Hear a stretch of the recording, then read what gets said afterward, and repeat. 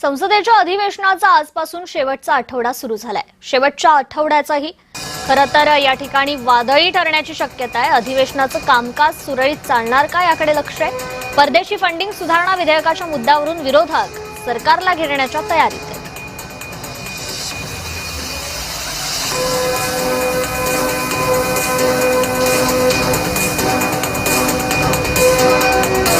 तर या ठिकाणी संसदेच्या अधिवेशनाचा आजपासून शेवटचा आठवडा सुरू झालेला आहे।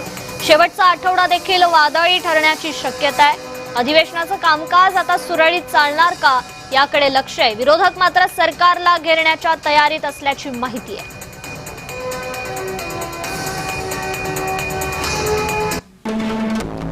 FCRA म्हणजेच परकीय योगदान सुधारणा विधेयक 2026। हे विधेयक परदेशी निधी मिळवणाऱ्या बिगर सरकारी संस्था ट्रस्ट यांच्याशी संबंधित आहे। कोणत्याही कारणानं FCRA प्रमाणपत्र रद्द झालं तर संबंधित संस्थेची मालमत्ता ताब्यात घेतली जाईल। परदेशी निधीतून निर्माण केलेल्या मालमत्तांवर सरकारचं नियंत्रण राहील।